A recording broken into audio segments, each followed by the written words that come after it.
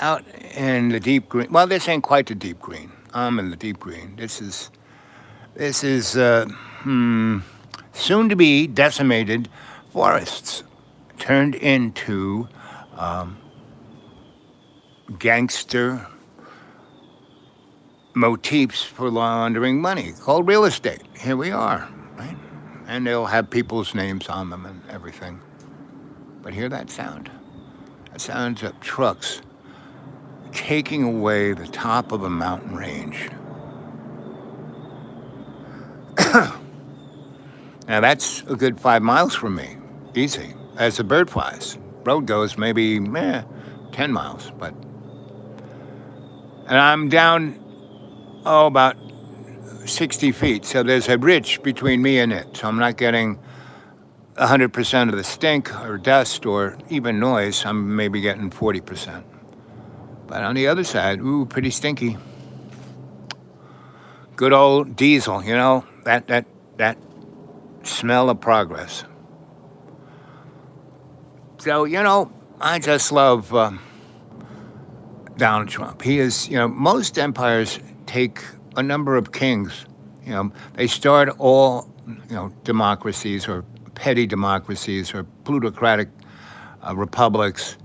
Start out with a good idea. Greece had one. Babylon had one. Egypt, Rome. Rome had three tries at it, the First Reich, Second Reich, and the Third Reich. You should go read Benito Mussolini's doctoral thesis on economics of isms. Anyway, how you guys doing? How you doing? Here we are, 2 hours and 2 minutes. No, 2 hours and, no, 2 minutes and two. Hey, who's there? Who's behind me? Who's back there? Anybody back there? Anybody? No. But this is the paranormal land. I mean, look at that. See, this is like my neck over here, but my head is over here. How'd that happen? Anyway, so what are you guys saying? Said hi. Good to see you all. Good morning, good evening, good afternoon, wherever you are. Welcome to Dreamy Dreamland with Sensie Owl Bob. That's me, this guy right here. You want to get a hold of me? My email is thedudeawake42@gmail, right? Or you can leave something here. So, gang, how do I keep the text on once I close out the show? I really have no idea what I'm doing here. And, to do this, I have to walk a mile and a half up a forest logging road. Not a driveway, not a highway, not even a county or state road, a logging road, right? So,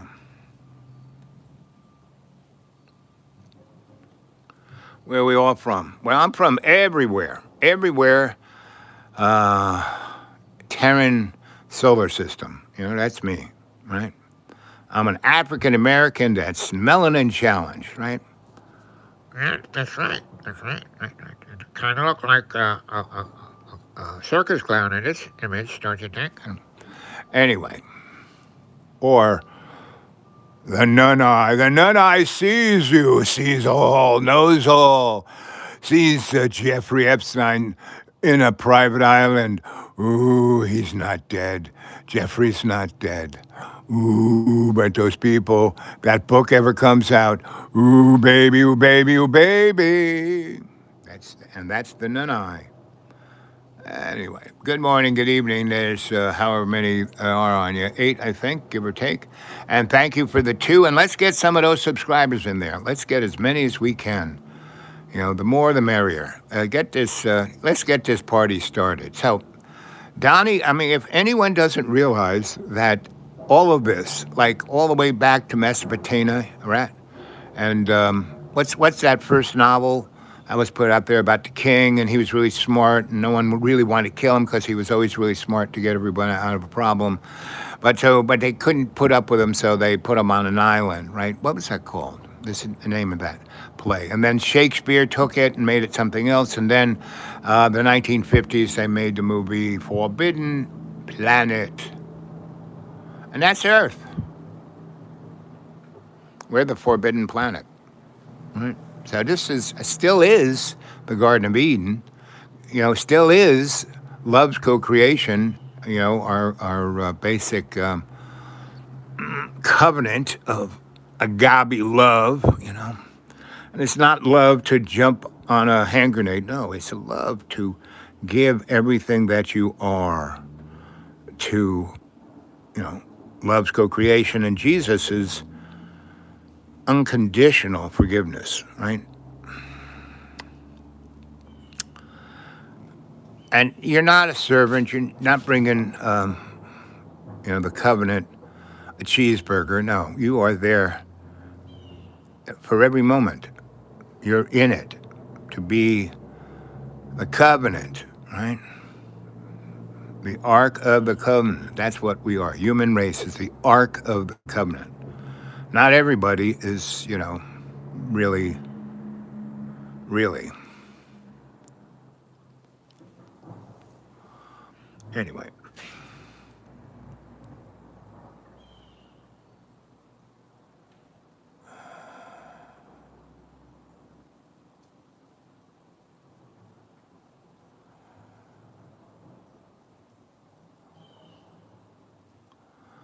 Anyway, so one of the cockroach kids, he had this vehicle that he got for nothing, and he was driving around. It's a big motor, big motor, big tires, eating up the road. But in a good way. We had a couple of nice rains, so the way he drove up, I just had to take my little rake and put a little bit of stone here and there, and then the good old rain washed the stones and leveled off the road, right? No heavy equipment, none of the above. But that guy's tires, shoo. So he shot, because of his engine and blah, blah, blah, blah, his basic, the thing that makes the vehicle go rum and fast, right? That got stuck in full warp 10 mode. And so he shot up the thing and hit those holes that he's made himself, and his car jumped in the air by 2 feet. And then he kind of started to do this, and he hit the side of the hill. And he is so lucky because he jammed his car right up here where a tree was. If that tree wasn't here, his car would have went bang and rolled down the hill all the way down there. Can you get the picture? All the way down there. Like 300 feet down there. But he got it stuck up there, and he got it stuck in a place where it's not blocking traffic. To get it out will be really probably expensive, and it is right there to be seen. It's not like, oh, where did that car go? No, it's like right there. Everyone who illegally comes in and goes out, and all the people who live up and down here, they're going to see the stupid thing right there, and they can't get it out, right? Because it's jammed between the mountain and the tree. Big tree, big tree. It saved a guy's life, right? And I saw him walk by me, and he was, as they say, loaded for bear. And I said, "Where are you going?" He said, "I just wrecked my car." So and I told him 2 weeks ago when he kind of blah, blah, blah, and he kept revving the engine. I said, "Oh, so your compression's totally off, and if you let it go down, the engine stops, and then you can't get it going again. And once you do, your brakes and your steering don't work because it's hooked up to the manifold of your engine, and unless it's really revved up, you don't have enough pressure there to have your power steering or your brakes even to work." And that's exactly what happened to him. The room got stuck. It went airborne, tires not pulling, engine stops. Bang! He gets stuck between the mountain and the big tree. And if he hadn't, he would have. And his window was open, so it would have rolled down. His head would have been out. Head, right? Then his arm would have, or half his torso would be pumping blood, and then that'd be half. And then you'd have head, torso, legs, right? Like scattered down the hill. Good. And that is a good metaphor for what's going on the planet, right?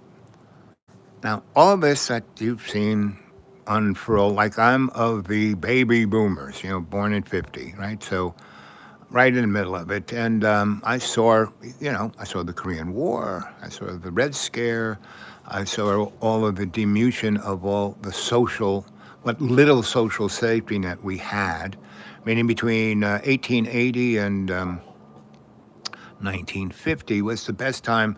The guy working in the factory, he was actually making a living wage, right?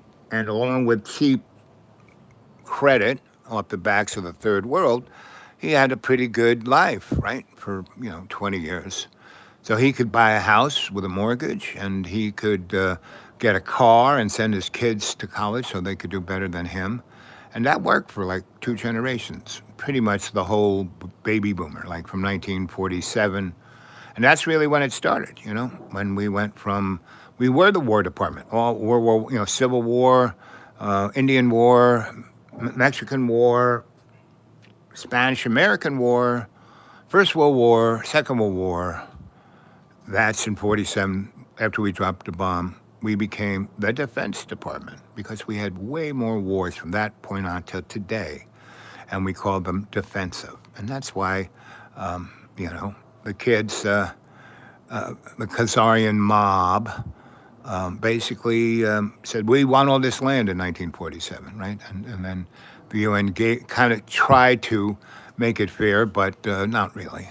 Because they basically brought in white Europeans to take over that land, not Sephardic or even more Middle Eastern Jews or the African ones. They brought them later, but still treated them like black people in Alabama in 1947. Anyway, so what do you think? What are you guys saying? You are too old. You're never too old, Just ask my girlfriends, I have girlfriends between 28 and 48. That's my sweet spot. And they like it too. They like a man who knows what he's doing, who's not, that is who he is, not pretending, right? Give us a word of advice. Experience. Well, okay, so I was talking about, knowing you're 360. That kid sure didn't. Meaning I gave him a warning 3 weeks ago and told him, you better watch out, don't believe what I say. I lost my car going up a mountain. So you're just going up a little hill, but, how much you pay? So I traded my four-wheeler for this. I said, oh, okay. So this vehicle's, but it's got a big engine, right? So, Ave is all I can say. Oh.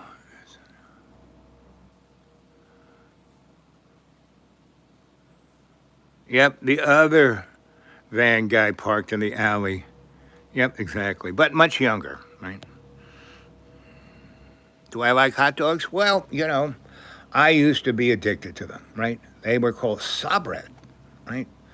And they were way tastier than crack cocaine, but way more, I used to suck down 3 or 4 of those an hour, at work, because those little wagons were everywhere. And where I lived was one of their barns. I would get there around 4 when the guys would be like moseying back into the barn, and they'd still have, a tanker full of hot dogs and buns. And I would, as they were emptying the hot water, I would say, hey, can I have those? The dogs and the buns. And they said, sure. And so I'd make them up. I'd wrap them up. I'd put what was left of the cabbage and the really good mustard onto them and wrap them up and go home with like 10 of them and suck them down. I drop off at what was known as Barnabas Rex, very biblical bar, very biblical in every such way. Upstairs was the pool hall for the people who knew how to play the game, the fine art. And there was 2 tables down below for the neophytes to warm up, right? And go upstairs and maybe lose their week salary on an illusion. Anyway, and the lady who ran it, Louise, maybe, but I just go, hey, lady. That's what I called her. She was a hot 58 years old. The first time I ever met a cougar.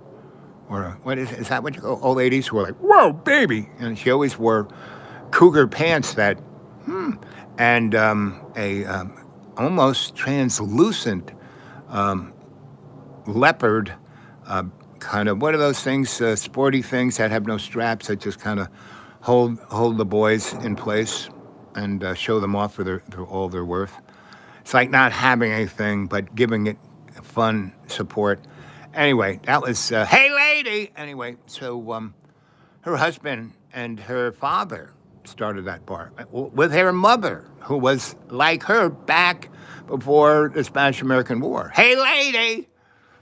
Anyway, so that lady, she had a lot of stories. Anyway, I was her pool boy, and she didn't have a pool, but I fixed things because this was a corner of what had been a hospital that was on Duane Street and Thompson Street. And that whole thing during the Civil War, Thompson from the river to Broadway, like to Chambers, where Hudson starts, all of that was a gigantic hospital for people who had the Spanish flu and were coming back blown up from the First World War. And lots of people down there were also, that's where the Bowery kind of starts, way over on the east side where Pearl Street is, right? Pearl Street kind of goes up there, across Bowery. And that's where Chinatown is and where Little Jew Town is, and that's what it was called, right? And that's what the Hebrew tribes called it, Jewtown, because it was a great advertising thing because they got the insurance companies that they invested in to build them really nice housing. That it was theirs, but they didn't have to pay for it. That's what I like about those guys. They know what they're doing. So, and past that was Chinatown. There was City Hall, the feds, and that jail that Jeffrey was found. I wired that. When they built a new one that was smack on to the courthouse, and when they also built one police plaza, I wired that too. And both of those are pretty kind of buildings. And that's when you know who's in control, whose militia is there. That's why Chicago doesn't need 300 local boys from Texas, really? Really? So, yes, I love me my Donald Trump. I really do. He's just, he's just the two guys who did more harm to our little, it's not a country. We're actually a corporation, if you didn't know that, and you were property. Just look that up in Admiralty law. Go listen to, what's his name? Jesus is gay. I was just talking to someone about that, and I said that there's two things that mud puppets get really distraught about. Sex and gender, right? Because sex is only about reproduction. That's it. Boy meets girl, boy bonks girl, girl has baby. That's reproduction. And that's why you're like, I gotta have sex, gotta. And it's because if you didn't have that drive to either jack off or boink something, we wouldn't have children. That's basically it, right? So you look at countries that really, they have their sex and gender in perspective. They understand that gender is just a gradating scale from 0 to 180. That's it. We all kind of sit on it someplace. And to judge anyone for where they sit on that gradating scale, I'm sorry for you. Anyway, because Jesus wasn't gay, he was God. And his primary commandment to us was to forgive thy neighbor, for they know not what they do. So, that's what you are basically, if you're a Christian or you're a Muslim or you are any flavor of the Hebrew tribe, you are an Abrahamic theologian, right? And you basically have to realize that love's co-creation is exactly what it is. I mean, you can call it, Yahweh. You can call it Elohim. You can call it God. You can call it, what's his name? Allah. Right? They're all the same. Right? They're all Abrahamic. There's the girl. I didn't have to call her.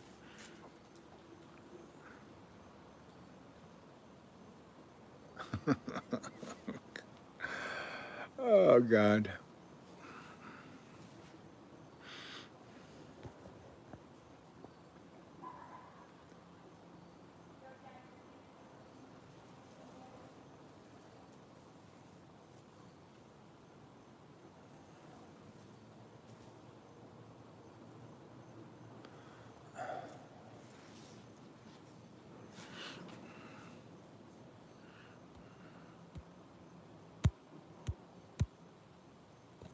Sorry about that.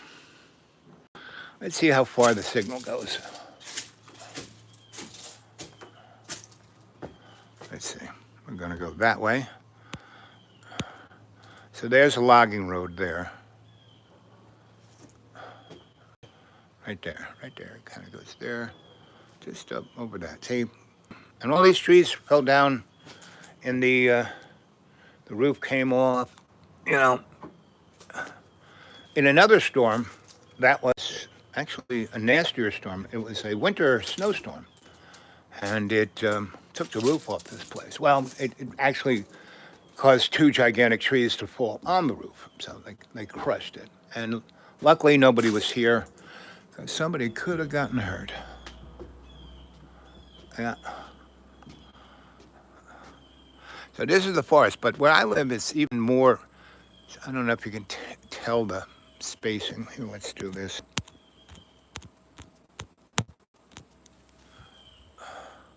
So there's a big open space here, right? From this to that, right? And that's where all the big trees went down.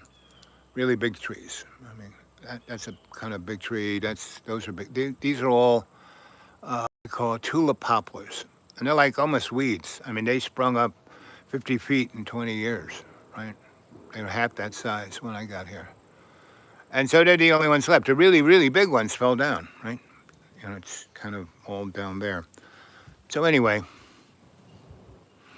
that's kind of what it is.